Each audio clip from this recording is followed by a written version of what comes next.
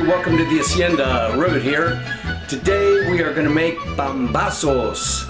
It is a Mexican torta, a sandwich originally invented in Veracruz long time ago in the 1800s, I think. Anyway, and it was originally with beans, refried beans and cheese. However, it was such a delicious sandwich it spread like wildfire all over the country, and now every region in Mexico has their own variation of it. But the common thread amongst all of them outside of Veracruz is they utilize meat and potatoes. Chorizo, pork, beef, lamb sometimes, goat, whatever you want, mix it in there. So we're going to make a version of it here. We're going to use ground beef, and let's get cooking.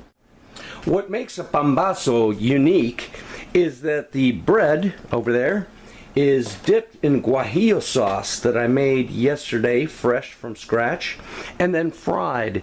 So it's red and crispy on the outside and soft and full of all kinds of ingredients on the inside. In an enameled skillet with a little bit of olive oil over medium-high heat, we're going to add half a bag of diced potatoes. This is a 2-pound bag, so we want to go 1 pound of that. To that, we're going to add 1 pound of ground chuck. This is 85-15, and we're going to cook both of them all the way through. About halfway, a third of the way of the cooking time, we're going to add 1 pack of Cholula al Pastor seasoning. You could just put your own seasonings, cumin, chili powder, all that stuff in there and make your own. But I like al pastor flavor, and I'm thinking, why not? Alright, so I tasted this, and it was really lacking, so I added a second package of that Cholula al pastor and a cup of water. So now we're just going to simmer the water off, and by then everything should be cooked. To make the Guajillo sauce, we got 1 white onion and about 5 teeth of garlic and about 2 or 3 cups of water. Now we're going to add 2 chile pasillas, like this, and 4 chile guajillos.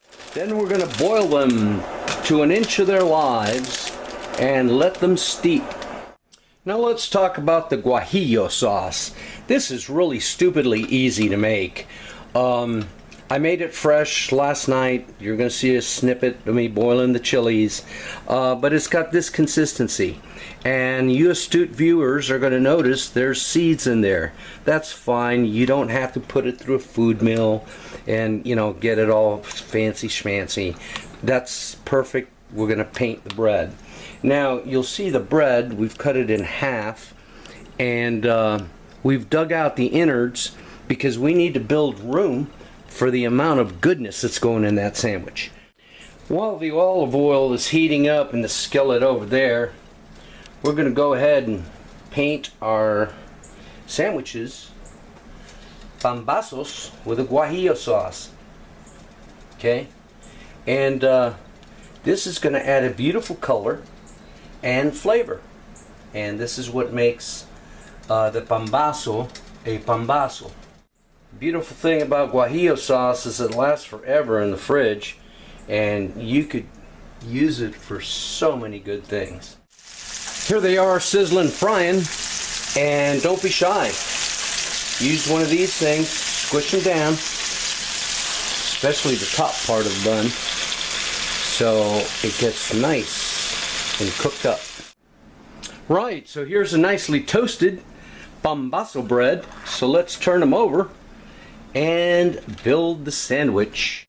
First off, frijoles refritos, carne con papa, queso fresco, lechuga, cebolla rojas en escabeche,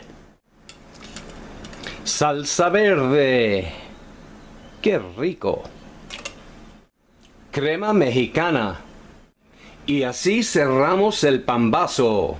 And this is the way we cap it up. Let's go ahead and look at it and taste it. This is a mighty fine looking sandwich. Smells really good. Let's cut it open and taste it. Alright, so that very well turned into a disaster. All the innards came out. I should have used a serrated knife.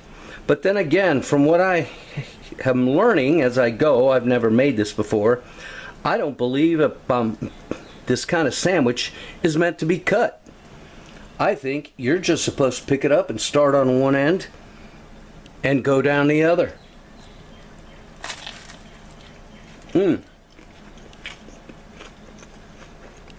That bread is crunchy. Wow. Hey, that's more than just color, folks. That's flavor.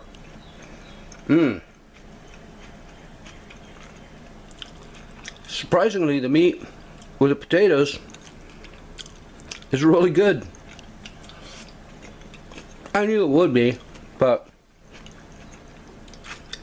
I'm not a big fan of potatoes in a sandwich or in a breakfast burrito or anything else for that matter. Okay, the pickled onions were delightful. They go very well.